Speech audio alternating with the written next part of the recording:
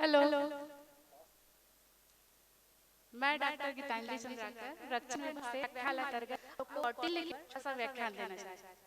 कौटिल्य बारे सब से जानते ही हैं, पर थोड़ा सा मैं प्रकाश डालना चाहूंगी। कौटिल्य जो भारतीय इतिहास का एक प्रमुख विचारक, सैन्य विचारक कहा जाता है, जिसको कौटिल्य का पितृदत्त नाम वैसे विष्णुगुप्त था और उनके पिता का नाम चनक था।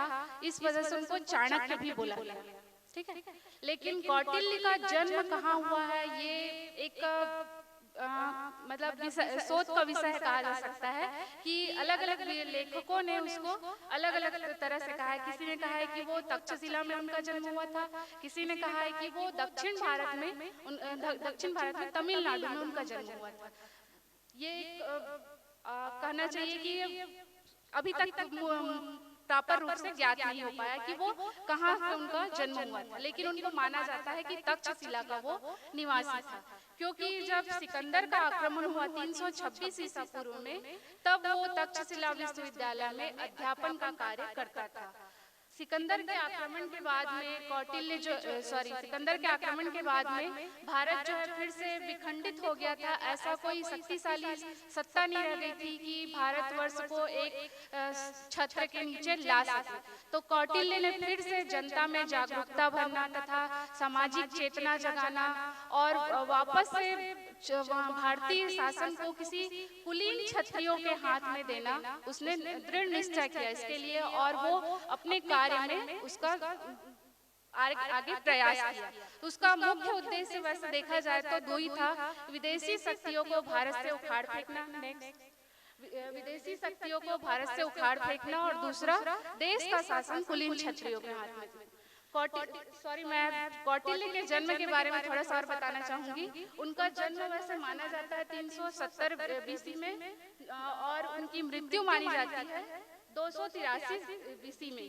और उन्होंने जो एक मुख्य पुस्तक की रचना की थी जिसका नाम था अर्थशास्त्र। नेक्स्ट, मैं जैसे उनका उद्देश्य बताई कि कौटिल्य का मुख्य उद्देश्य विदेशियों को भारत से उखाड़ फेंकना और दूसरा देश का शासन कुलीन क्षत्रियों के हाथ में सौंपना। ठीक है, अब जस्ट नेक्स्ट, उन्होंने जो अर्थशास्त्र नामक ग्रंथ की रचना की थी उसमें अपने पूरे विचार को उन्होंने समायोजित किया था, जिसमें मुख्य रूप से युद्ध दर्शन देखने को मिलता है, जिसमें युद्ध व्यूह रचना, अंतर्राष्ट्रीय संबंध, दूत एवं गुप्तचर व्यवस्था आदि बिंदुओं पर विस्तृत प्रकाश उन्होंने डाला था। तो सबसे पहले हम सैन्य रचना देखते हैं, सैन्य विचारधारा देखते हैं, जिसके अंतर्गत सैन्य संगठन आता है। तो सैन्य संगठन जिसको उन्होंने 6 भागों में विभक्त किया था। पहला था मौल बल। मौल बल में जो राजधानी की रक्षा करने के लिए जो सुरक्षा सेना होती थी उसको उसके अंतर्गत उन्होंने डाला था। दूसरा भूतक बल। मौल बल की संख्या में अगर कमी हो जाए और अगर युद्ध करने के लिए सेना को जाना पड़े तो वेतन देकर या भत्ते में या किराए में बुलाई गई जो सेना होती थी उसको उन्होंने भृतक बल कहा था। तीसरा श्रेणी बल, जो राज्य के अंदर कुछ ऐसे गांव होते थे जो अपने राज्य को सैनिक दिया करते थे कर के एवज में। हर गांव के निवासियों को अपने राजा को कुछ टैक्स चुकाना पड़ता था। उस टैक्स को न चुकाकर वो उस गांव के लोग जो है वो अपनी सेवा जो है वो राज्य में सैनिक सेवा के रूप में देते थे, उसको श्रेणी बल के अंतर्गत रखा जाता था। और चौथा था मित्र बल, जो अगर युद्ध के दौरान आपका पड़ोसी राज्य जो है मित्र है वो अपनी उसकी सहायता के लिए सेना भेजती थी, उसको मित्र बल के अंतर्गत रखा जाता था। और उसके बाद है नेक्स्ट अमित्र बल, जो शत्रु द्वारा जीती गई जो सेना होती थी उसको अमित्र बल के अंतर्गत रखा जाता था। और लास्ट उन्होंने बताया था अटवी बल, जो राज्य के असभ्य और जंगली लोगों की जो एक अलग से दल होती थी उसको भी युद्ध के दौरान या किसी अभियान के दौरान प्रयोग में लाया जाता था, उसको उन्होंने अटवी बल के अंतर्गत रखा गया था। नेक्स्ट, ये सभी जो सेना थी वो 4 प्रकार की सेना से मिलकर बनी होती थी, जिसको हम प्राचीन काल से देखते आए हैं। महाकाव्य और वैदिक काल में भी हमने देखा था कि हमारी भारतीय सेना में 4 प्रकार की सेना हुआ करती थी। अश्व सेना, गज सेना, रथ सेना और पैदल सेना। तो मौर्य काल में भी कौटिल्य ने इन्हीं चारों सेना का वर्णन किया है। मौर्य काल, उसके बाद गुप्त काल तक के चतुरंग बल सेना ही कहलाती थी। मौर्य गुप्त काल के बाद हर्षवर्धन काल में रथ सेना का पूरी तरह से समाप्त हो गया था। उसके पहले तक चतुरंग सेना ही कहलाती थी। अब इसके बाद देखते हैं हम युद्ध। कौटिल्य ने युद्ध के ऊपर विस्तृत प्रकाश डाला है। उन्होंने युद्ध को तीन भागों में, तीन प्रकार उसके बताए हैं। पहला प्रकाश युद्ध, जिसके अंतर्गत आप जैसे महाकाव्य और वैदिक काल में भी पढ़े हैं, तो जो आमने सामने की लड़ाई होती थी, जो एक नियम के तहत होता था, जिसको वैदिक काल और महाकाव्य काल में धर्म युद्ध की संज्ञा दी गई थी, उसको कौटिल्य ने प्रकाश युद्ध के अंतर्गत रखा है, जिसमें राजा जो है वो समतल जगह पर जाकर आमने सामने की लड़ाई लड़ता था। दूसरा कूट युद्ध, जिसमें कूटनीतिक चालें चलकर, धोखा देकर, छल कर शत्रु सेना को परास्त किया जाता था, उसको उन्होंने कूट युद्ध के अंतर्गत रखा। और तीसरा उन्होंने बताया है तूष्णी युद्ध। तूष्णी युद्ध के अंतर्गत अगर शत्रु कहीं जा रही है, किसी अभियान में जा रही है, तो उसको पीछे से उसके ऊपर आक्रमण करना, छल से उसके ऊपर वार करना, उनके सैनिकों को अपने तरफ मिलाने के लिए लालच देना, अधिकारियों को मारना, इस प्रकार के जो युद्ध किया जाता था उसको उन्होंने तूष्णी युद्ध कहा है। और कौटिल्य का मानना था कि तूष्णी युद्ध सबसे बेस्ट होता है। ठीक है, नेक्स्ट युद्ध के बाद हम देखते हैं व्यूह रचना। किसी भी युद्ध में जाते हैं तो सैनिकों को ऐसा ही बेतरतीब खड़ा नहीं कर दिया जाता, उसको एक निश्चित संगठन के रूप में खड़ा किया जाता है, जिसको व्यूह रचना के रूप में देखा जाता है। तो व्यूह रचना में 5 भाग हुआ करते थे। कौटिल्य ने 5 भाग बताए हैं, 2 पक्ष और एक उरस्य। नेक्स्ट, व्यूह के प्रकार जो उन्होंने बताए हैं उसमें 4 प्रकार बताए हैं। पहला दंड, जिसमें सेना जो है वो लंबवत या एक पंक्ति के रूप में खड़ी होती थी, जो समतल भूमि पर जिसका निर्माण किया जाता था। दूसरा भोग व्यूह। भोग व्यूह में सेना जो है वो जहाँ पर असमतल भूमि है, पठारी जगह है, पर्वतीय क्षेत्र है, वहाँ पर सेना जो है वो सर्पिलाकार या गोमूत्र के आकार पर खड़ी होती थी या व्यवस्थित की जाती थी।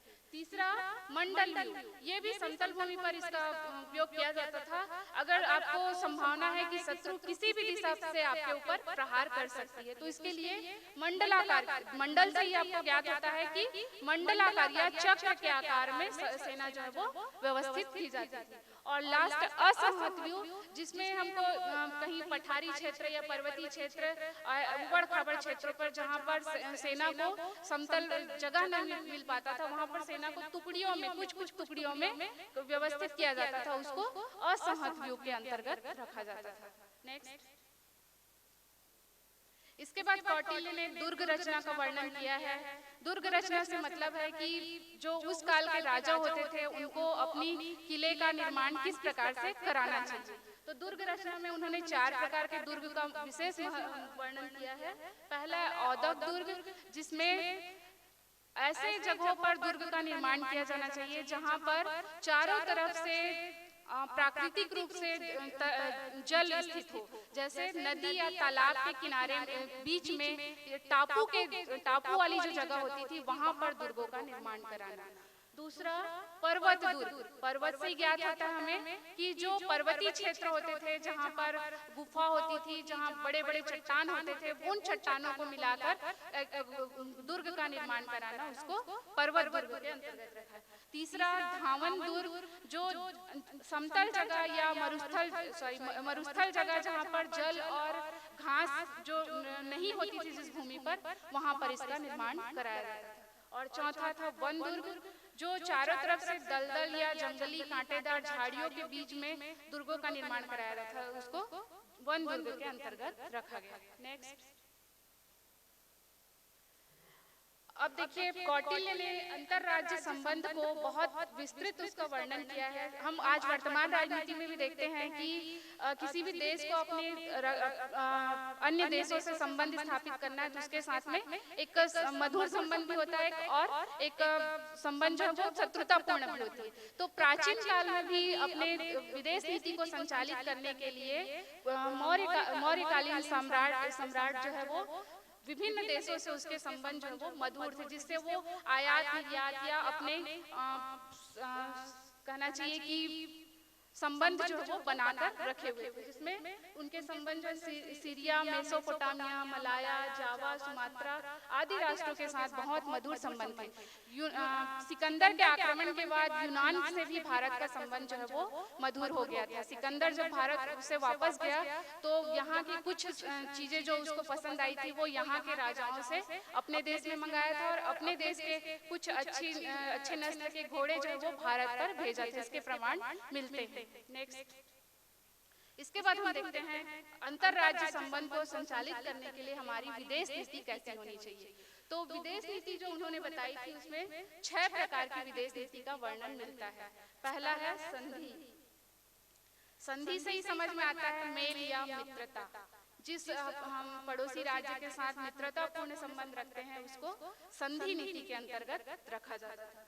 दूसरा विग्रह, जिसके साथ हमारा संबंध जो है वो मित्रतापूर्ण नहीं होता था या उसके साथ हम कोई लेन देन नहीं रखते थे, उसको हम विग्रह नीति के अंतर्गत रखते हैं। तीसरा है आसन। इसमें तटस्थता की नीति रहती थी, ना तो किसी के साथ शत्रुता ना ही किसी के साथ मित्रता, वो न्यूट्रल रहता था, उसको आसन के अंतर्गत रहता था। चौथा है यान, जिसमें आप जो है वो किसी भी राजा के ऊपर आक्रामक कार्यवाही करते हो, ठीक है, उसको यान के अंतर्गत। नेक्स्ट है संचय। आप अगर कमजोर हो तो अपने से अधिक शक्तिशाली राजा है उसके अधीन रहो और अपनी शक्ति को धीरे धीरे अंदर ही अंदर बढ़ाने की कोशिश करो, और जब आपको लगे कि आप शक्तिशाली हो तो अपने पड़ोसी राजा या जो भी शत्रु राजा है उसके ऊपर प्रहार कर दो। और लास्ट उन्होंने बताया द्वैधी भाव। इसमें कहा जा सकता है कि ड्वेल नेचर, जिसका मतलब किसी के साथ संधि करना, किसी के साथ शत्रुता करना, दोनों प्रकार के जो नेचर रहते थे उसको उन्होंने द्वैधी भाव के अंतर्गत रखा है। नेक्स्ट, अब इन नीतियों को कार्यान्वित करने के लिए उन्होंने कुछ उपाय बताए हैं जो आज वर्तमान में भी हर व्यक्ति जो है वो इसको अपनाता है, जिसको हम देखते हैं साम, दाम, भेद और दंड। अगर हम किसी मित्र राजा या शत्रु राजा के साथ हमको संबंध अच्छे बनाने हैं तो पहले हम उसको साम के अंतर्गत लेते हैं, जैसे मतलब उससे बातचीत करना या अनुनय विनय का सहारा लेना, जिससे हमारा मामला अगर संभल जाता है या बन जाता है तो उसको साम नीति के अंतर्गत लिया जाता है। अगर उसके बाद अगर बात नहीं बन पाती तो उसको हम लालच देते हैं, जिसको दाम कहा जाता है, मतलब अब उसको खरीदने की कोशिश करना, उसको लालच देना, जो पैसे के रूप में भी हो सकता है और सैनिक के रूप में भी हो सकता है। जो भी उसको रिक्वायरमेंट होगी उसके ऊपर हम उसको प्रभावित करने की कोशिश करते हैं। तीसरा आता है भेद। सामने वाला पक्ष अगर आपकी बातों को नहीं मान रहा है तो उसकी गोपनीय बातों को पता लगाकर उसको ब्लैकमेल करना, एक हिसाब से कहा जा सकता है ब्लैकमेल करना, मतलब उसकी गोपनीय बातों को पता लगाकर, भेद को पता लगाकर उसको अपनी बातों में प्रभावित करने की कोशिश करना। नेक्स्ट, जब इन सब बातों से न माने तब उसके ऊपर आक्रामक कार्यवाही करना या उसको दंडित करने की कोशिश करना, जो आप अस्त्र शस्त्र के प्रयोग के द्वारा कर सकते हैं। नेक्स्ट, अब इसके बाद कौटिल्य ने दूत एवं गुप्तचर को बहुत विस्तृत इसका वर्णन किया है। किसी भी राज्य की राजनीति को सुचारू रूप से चलाने के लिए उन्होंने कहा था कि दूत और गुप्तचर का होना नितांत आवश्यक है, जिसमें दूत से मतलब आप समझते हैं कि किसी राज्य का या मित्र राजा हो या शत्रु राजा हो उससे संदेश का आदान प्रदान करने के लिए दूतों का प्रयोग किया जाता था, ठीक है। जिस दूत को उन्होंने 3 भागों में या 3 प्रकार उसके बताए हैं। पहला निस्तार, जो उस प्रकार के दूत होते थे जिनको राजा के समान अधिकार प्राप्त होता था, उसको इतनी वो शक्ति प्राप्त होती थी कि अगर शत्रु राजा या मित्र राजा के साथ कोई संधि करना हो या विग्रह करना हो तो वो जो है वो उसको पूरी छूट होती थी, वो उसको कर सकता था अपनी विवेक के अनुसार, ठीक है। दूसरा है परिमितार, ये राजा से या जो राज्य का मंत्री होता था उससे विचार विमर्श करके जो भी आगे की कार्यवाही करना है उसके लिए वो नियुक्त किया जाता था। मतलब एक प्रकार से राजा से विचार विमर्श करने के बाद में वो संधि विग्रह या मित्रता या शत्रुता की आगे की कार्यवाही करता था। और तीसरा दूत उन्होंने बताया है शासनहार, जो सिर्फ संदेश लाने और ले जाने का काम करता था। एक प्रकार से उसको कहा जा सकता है डाकिया, जो किसी राजा का शत्रु राजा हो या मित्र राजा हो उसको संदेश लाने ले जाने के लिए काम किया जाता था। जो दूत जो है वो शांति काल और युद्ध काल दोनों काल में उनका प्रयोग किया जाता था। एक हिसाब से कौटिल्य ने कहा है दूत जो है वो राजा के मुंह, कान और आंख होते थे।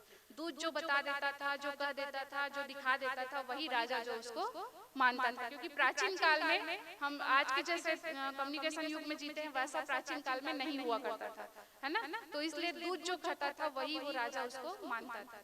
अब देखिए दूत के जो कार्य बताए उन्होंने, तो मुख्य रूप से अपने दूसरे राज्य से की गई संधियों के ऊपर नजर रखना, उन संधियों के द्वारा क्या क्या बात की गई है उसको वो प्रॉपर्ली देख रेख करता था।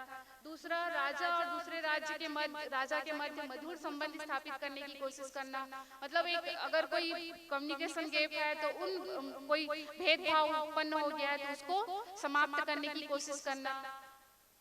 शत्रु की गोपनीय बातों की जानकारी प्राप्त कर राजा को बताना, ठीक है।